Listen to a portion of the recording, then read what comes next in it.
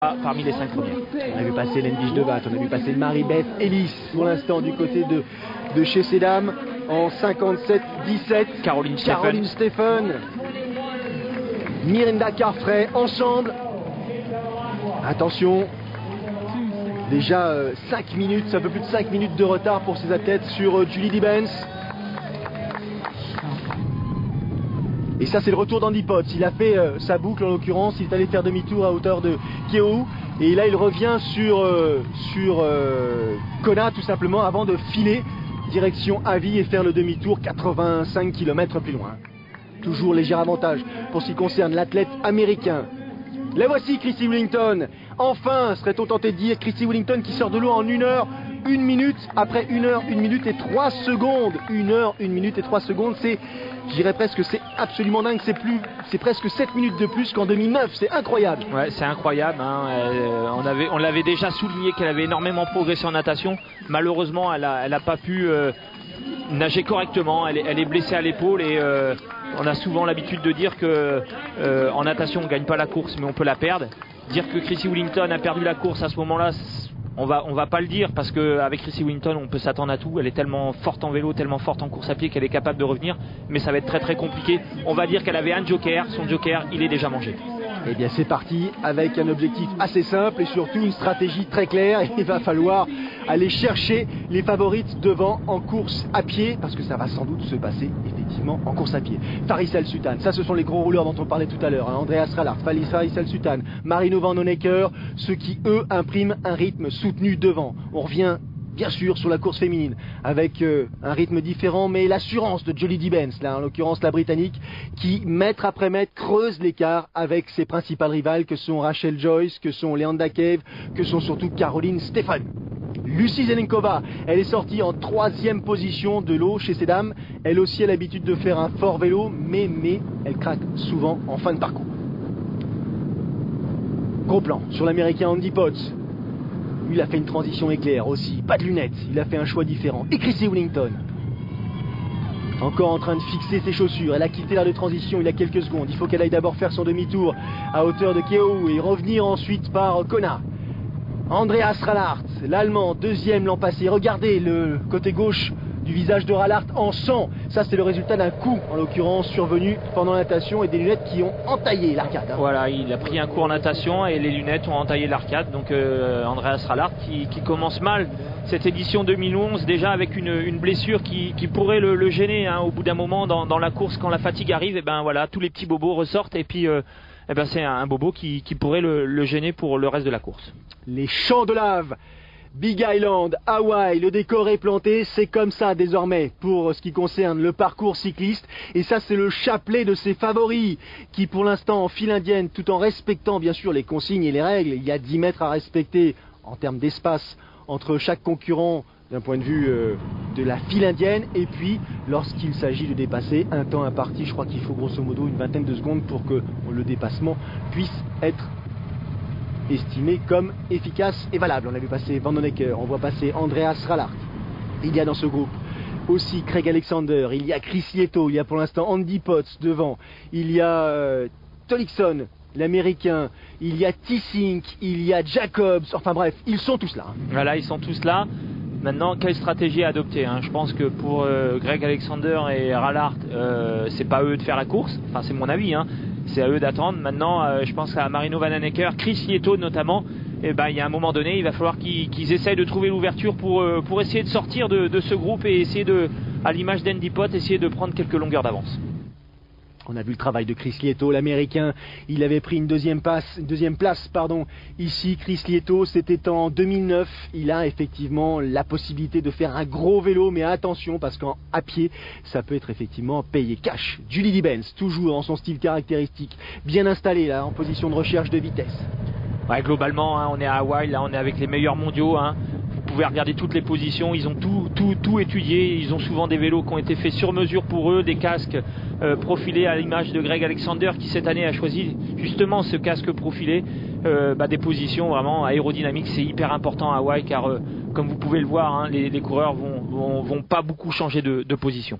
On a vu passer là, et c'est l'exception qui confirme la règle. TJ Tolakson avec son casque, plus de skater que de triathlète, et un vélo assez lui aussi au profil particulier. Mais ça, c'est l'ambiance en tête de course, c'est-à-dire qu'il n'y a pas un leader, il y a une somme de leaders, et au gré des kilomètres, on prend le rythme, on passe en tête et on essaye de garder une vive et même allure. Mary-Beth Ellis, l'américaine qui a gagné 3 Ironman cette année, essaye elle de rester au sein du groupe de leaders chez ces dames. Caroline Stephen, elle aussi, on est en train de remonter tout doucement. Leanda Cave, la Britannique championne du monde en 2007, c'était à Lorient. Grand gabarit, elle aussi avec quelques traces là sur les épaules d'une chute sans doute. Et là on arrive sur Lucie Zelenkova. On voit devant Leanda Cave Rachel Joyce. On est en train de contrer un tout petit peu Julie Dibens, ou du moins de limiter la casse du côté féminin. Regardez ces longues lignes droites qui sont presque monotones. Et là, il va falloir se battre contre le temps, contre un peu de vent en fin de parcours. Cyril, comment on arrive à trouver les ressources mentales pour maintenir le rythme? Là où il va falloir que les ressources mentales jouent énormément, c'est au moment où on commence à décrocher. Donc là, on est en début de course. C'est sûr que mentalement, il faut être fort, parce que si on a un peu lâché le groupe, il faut quand même rester dans la course, et on ne sait jamais, la course est longue. Je pense notamment à Miranda Carfrae et à Chrissy Wellington qui sont un peu détachés. Donc pour eux, c'est de rester concentrés et justement essayer de garder le contact. Après, quand ça commence à être dur, je pense notamment au soleil qu'on voit quand on est entouré comme ça de champs de lave, le soleil il brûle vraiment très très fort. C'est là que les ressources mentales vont intervenir pour justement essayer d'aller le plus loin dans la course et essayer de rester concentré. Dossard 25, Chris Lieto dans la roue presque de Andy Potts. Attention, les arbitres là, il y en a partout. C'est pas le moment de prendre un carton, une pénalité, un arrêt au stand pendant 5 minutes. Pour l'instant, c'est Andy Potts qui se rafraîchit un tout petit peu avec cette bouteille d'eau là dont il presse le contenu, et le vent, bien sûr, l'allure, la vitesse lui permet de bénéficier d'un peu de fraîcheur. Ils en ont besoin, c'est une évidence. Lieto dans ses œuvres en blanc, TJ Tolakson en rouge. Position très différente entre les deux coureurs. Rien à voir. Pas la même tenue, pas la même position. Et ces lignes droites, presque interminables. Ils connaissent tous le programme de leur journée. Et il faut faire abstraction de ces longueurs, de ces heures passées avant d'attaquer justement le vif du sujet, et ce sera la course à pied. Ouais, c'est long, c'est qu'une seule ligne droite en fait, c'est un aller-retour. Voilà, faut pas aller à Hawaï pour se dire je vais voir des paysages différents. Le paysage c'est tout le temps le même. Il faut rester concentré, il faut rester en position, faut essayer par moment quand on peut relancer, profiter de relancer et de s'étirer en même temps. On le voit quand il y a parfois quelques changements de direction comme là, mais voilà, mentalement c'est une grosse course, et ces athlètes doivent intégrer dans leur préparation la préparation mentale justement.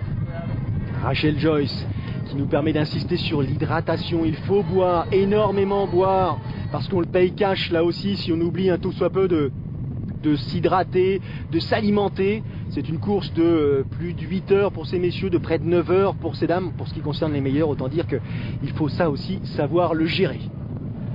On approche du demi-tour. Pour ce qui concerne la course en tête, la course du côté de ces messieurs, le demi-tour à hauteur de kilomètre 84 en l'occurrence, à vie. Et toujours les mêmes relances, toujours les mêmes attitudes agressives. Chris Lieto, là on s'approche du demi-tour, ça monte un tout petit peu, le vent fait son apparition, il évalue la distance. Il sait pertinemment, Lieto, qu'il va devoir faire l'effort un peu plus tard dans la course pour essayer de grappiller ces précieuses minutes dont il a besoin pour attaquer la course à pied si possible avec un peu de confort et espérer rentrer dans le top 10, dans le top 5. Pour l'instant, on suit Julie Dibens. Rapidement, on passe sur Luke Mackenzie. Luke Mackenzie, gros cycliste en puissance lui aussi. Ça va être comme ça pendant de longues minutes, de longues heures. Nous on va en profiter pour marquer une petite pause, respirer, et puis se retrouver dans une poignée de secondes tous ensemble pour vivre la deuxième partie de cette épreuve disputée à Hawaï, le fameux Ironman, le championnat du monde. A tout de suite.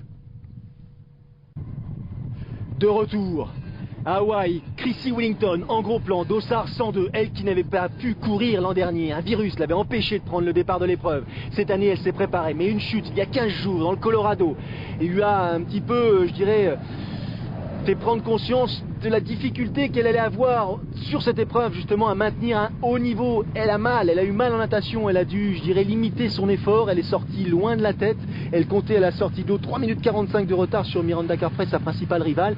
Il faut qu'elle fasse ce retard, Cyril, elle n'a pas le choix. Elle n'a pas le choix, il faut qu'elle revienne. Maintenant, il faut qu'elle oublie cette partie natation. De toute façon, elle savait au départ qu'elle allait perdre beaucoup de temps en natation. 15 jours sans nager, c'est monstrueux, hein, 15 jours sans nager. Et puis mentalement, on se pose des questions quand on nage pas comme ça, hein. Voilà, les athlètes de haut niveau, ils ont besoin, quoi qu'il arrive, de faire du vélo, de courir, de nager.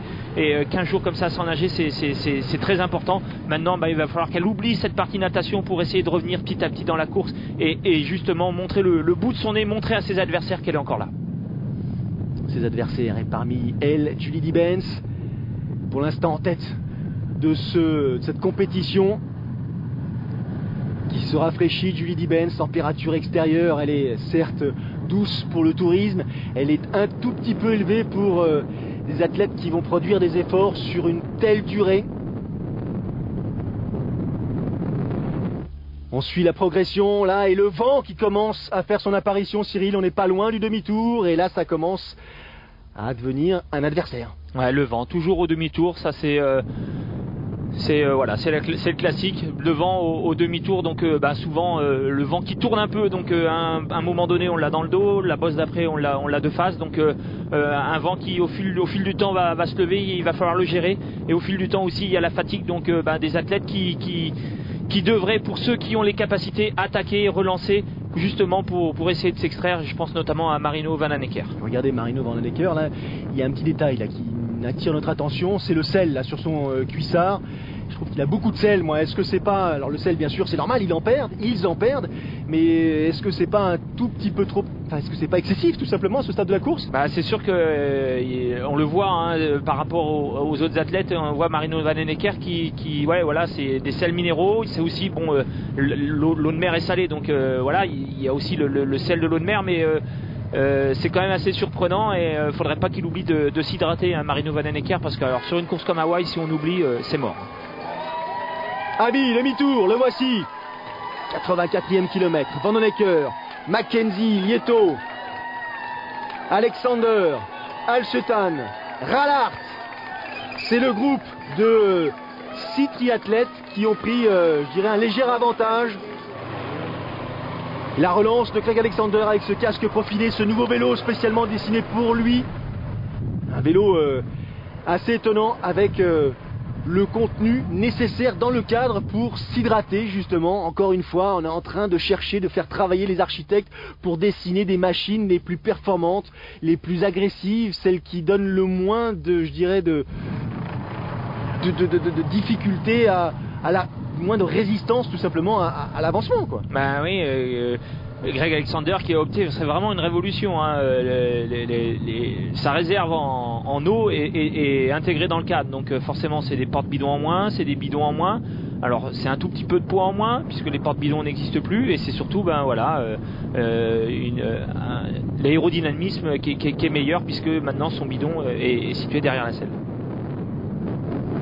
On redescend la direction, en l'occurrence Kona, pour la fin du parcours cycliste. C'est à partir de là qu'on va voir les hommes forts, hein, ceux qui ne vont pas craquer, hein. Après le demi-tour, on va rentrer dans vraiment le longue distance. Après 120 km de vélo, on va voir les hommes qui ont trop donné et qui vont être obligés de lever le pied un peu pour récupérer.